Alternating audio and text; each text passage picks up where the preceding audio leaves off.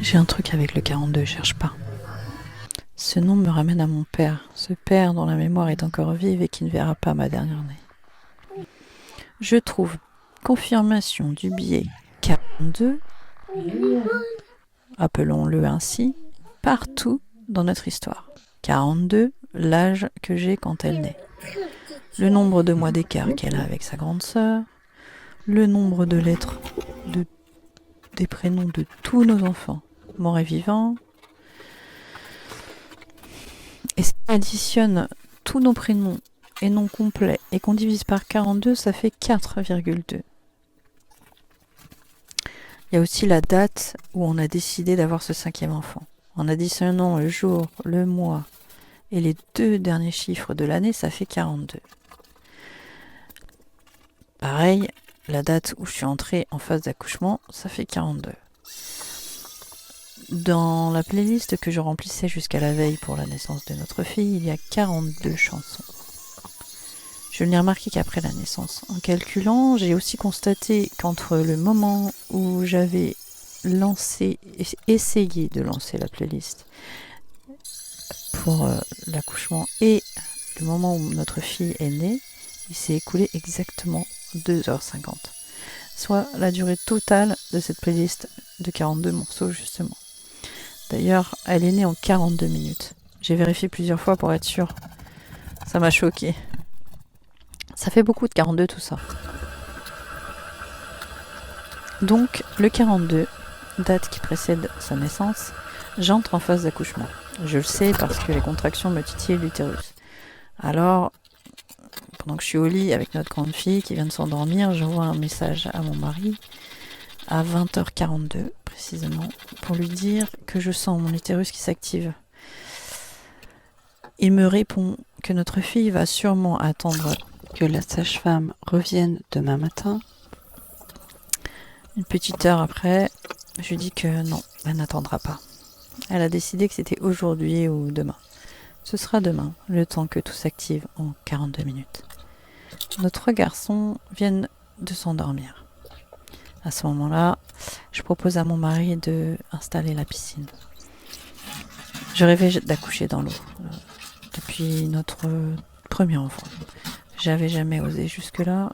Et là, ce sera probablement notre dernière naissance. Je pense que c'était l'occasion de tester au moins cette fois.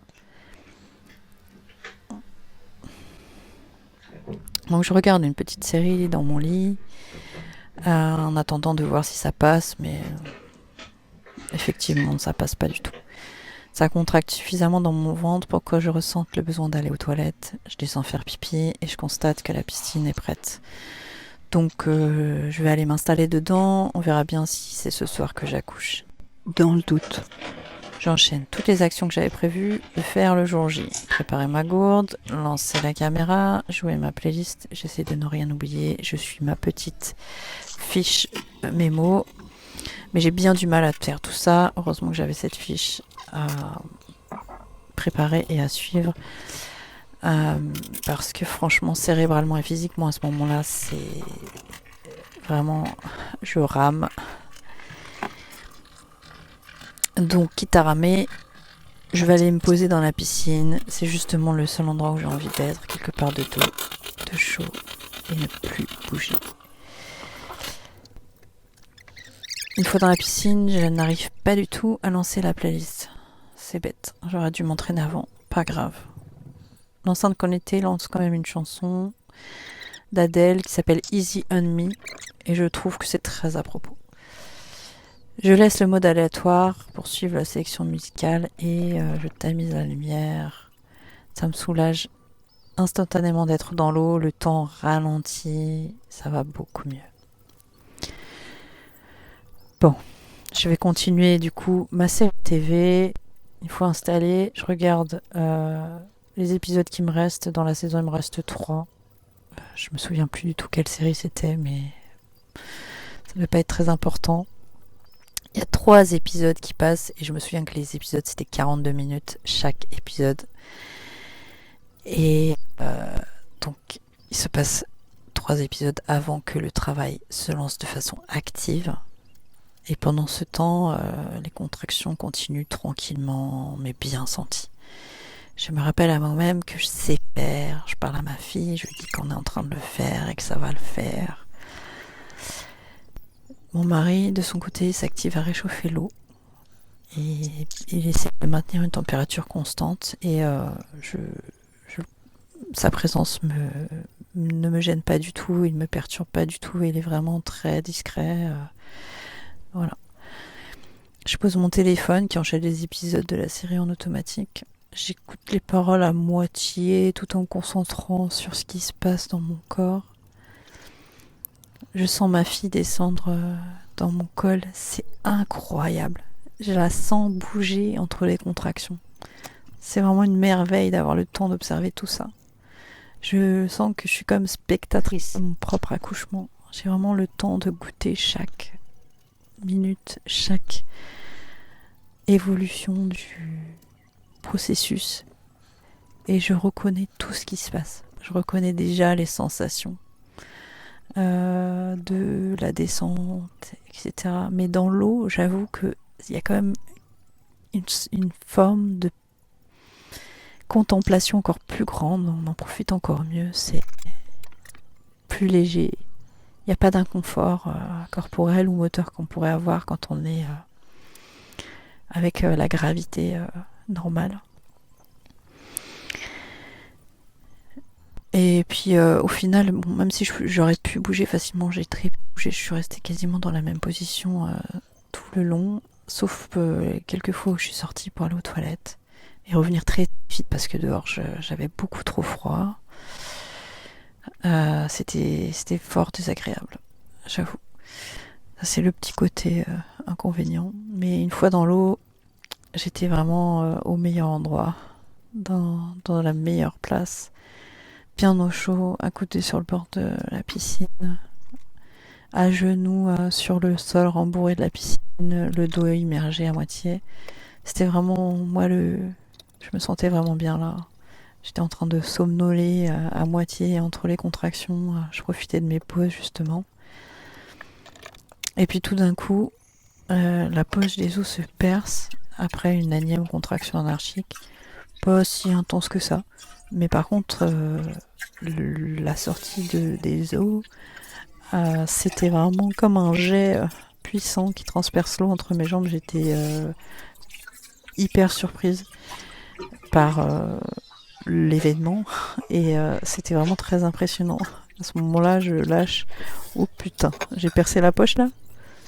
Et je préviens mon mari qui est dans la salle de bain, je lui envoie un SMS et il revient immédiatement au bout de quelques secondes et à ce moment-là, il ne me quitte plus, il reste avec moi. Bon, je me dis que ça va forcément s'accélérer vu que j'ai percé la poche. Et puis après tout, moi j'ai un bébé à rencontrer aujourd'hui, hein, c'est pas tout ça, mais... Et puis, je sais pas en fait qu'on est déjà demain. À ce moment-là, je vois pas l'heure, je me rends pas du tout compte du temps qui s'est passé. Voilà, je commence quand même à être bien pressée de la rencontrer, très clairement. De là où je suis, je vois juste les minutes qui passent sur l'horloge qui s'affiche sur le mur.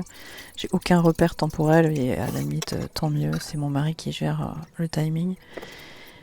Et pour le coup, c'est vrai que après la perte des os, on sent que la fusée est lancée. Quelques minutes plus tard, je sens ma fille qui passe dans le col et mon utérus qui pousse fort fort fort vers le bas. Le réflexe d'éjection commence. Et à ce moment-là, le dernier épisode de ma série vient de se terminer. Il n'y a plus d'épisode. Et du coup, c'est le calme absolu. Et je suis pas du tout confortable avec ça. Donc j'attrape mon téléphone et je remets au début l'épisode qui vient de se terminer. Pour avoir un petit fond sonore et me sentir voilà, toujours dans le même mood. Et je dis à mon mari, là, maintenant, c'est maintenant, j'accouche là, maintenant. Parce que voilà, je voulais qu'il soit aux aguets, qu'il reste bien tout près de moi et qu'il se rende compte qu'il y a un changement parce que sinon ça se voyait pas étant donné que je bougeais pas et que voilà, on était dans l'obscurité. Il se rapproche du coup et il reste tout près de la piscine et là il se met en mode observation très concentré et quelques minutes plus tard je sens que ça sort. Je reconnais la sensation, le cercle de feu. Je me réjouis même si aïe aïe aïe parce que c'est le boss final quoi. Et d'ailleurs je croyais pas si bien dire, c'était pas que le boss final de cet accouchement, c'était le boss final de tous les accouchements. Parce que là, ce qui se passe, c'est que je reconnais pas du tout la sensation. Il y a un truc qui vient de sortir à la fin de cette contraction et c'est pas la tête de mon bébé. Je m'en suis sûre, c'est autre chose. Je touche avec ma main, j'essaie de comprendre, d'avoir une compréhension tactile pour me représenter visuellement ce qui se passe et en fait je comprends rien du tout à ce que je touche et c'est pas confortable, ça me fait mal, ça pique, ça tire. Il y a mon mari qui me dit t'as sorti une jambe là, t'as besoin d'aide? Je dis oui, oui, oui, oui, oui, oui, aide-moi, j'ai mal.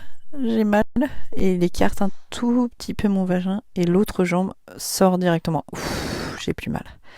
En fait, c'était le pied qui appuyait sur le côté en fait de ma vulve et ça me faisait très très très mal. Mais une fois, voilà, dégagé, tout allait bien. Mon mari m'encourage, il parle à notre fille, mais très concrètement, il a peur de ce qui peut se passer, mais il montre rien. À ce moment-là, on en est quasiment à la fin. Le thorax de ma fille est sorti.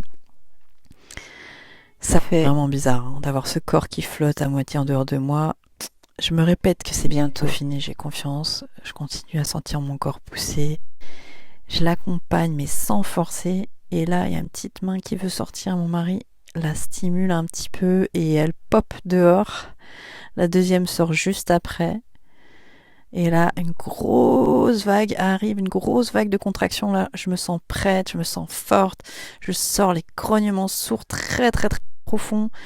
Et quand l'expulsion se calme, je souffle, je me reconnais. Là, c'est exactement comme ça que j'ai accouché les fois précédentes. Je suis très concentrée, je ne lâche rien. Les épaules sortent. Pouf, ça y est, soulagement immédiat. Je me sens vachement mieux. C'est pas fini. J'ai encore cette pression brûlante là sur le vagin. C'est pas fini. Mon mari, lui, il est de plus en plus stressé, mais il ne montre rien. Il aimerait tirer le bébé pour accélérer les choses. Heureusement, il ne l'a pas fait évidemment parce que ce serait extrêmement grave et dangereux. Il surveille juste que les battements du cœur soient réguliers en posant un doigt sur le buste du bébé au niveau du cœur. Moi, je me tourne un petit peu sur le côté et il y a une dernière contraction qui tarde à venir en fait. Ça me paraît normal pour moi, mais du côté de mon mari, ça lui semble être une éternité. Et pourtant, entre le premier orteil et le dernier cheveu, il s'est passé quoi 12 minutes à peine. Ça y est, la dernière contraction arrive. J'accompagne de toute mon âme ce mouvement impulsif du corps. Je sais que je vais la tenir dans mes bras dans quelques secondes, j'ai trop hâte. La tête est passée et mon mari me dit « Ça y est, tu peux l'attraper !» Je me précipite. Je suis tellement heureuse. J'avais jamais pu attraper aucun de mes bébés. Je me retourne complètement à ce moment-là, je la pose sur moi, elle est endormie. Je dis son nom et je l'entends respirer dans le plus grand des calmes. On dirait qu'elle est à peine perturbée par ce périple incroyable. Un seul petit son sourd et discontinu qui s'échappe de sa bouche fermée, comme un petit apaisé, presque imperceptible, qui semble résonner tout contre moi. Ce murmure tranquille qu'on appelle parfois le humming des tout petits.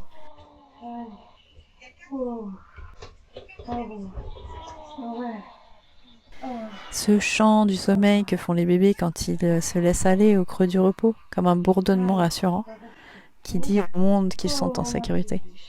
Mon mari nous félicite toutes les deux. Ce qu'on vient d'accomplir pour lui, ça lui paraît exceptionnel. Elle et moi, on est vraiment en fusion totale. Il me demande comment je me sens. Il me passe de l'eau fraîche sur le visage, il s'active à m'essuyer, il m'embrasse, il me fait boire de l'eau. Pendant que je repose ma tête sur le bord de la piscine et voilà, je reprends mon souffle, mes esprits, tranquillement. J'atterris. Je suis sur une autre planète, entre bonheur et douleur. Quelques minutes passent où le bonheur grandit et se grave, tandis que les douleurs s'éloignent pour devenir amnésiques. C'est vraiment quelque chose de unique. J'observe cet instant de grâce tout en regardant ma fille dormir, qui elle est belle et paisible avec sa toute petite tête, toute ronde, intacte du passage. C'est tellement plus logique de sortir par les pieds sur terre, la tête dans les étoiles. Notre petite têtue d'amour a décidé de venir au monde ainsi. Bref, j'ai accouché un 42. J'ai délivré le placenta 10 minutes plus tard. Je vous en parle très bientôt.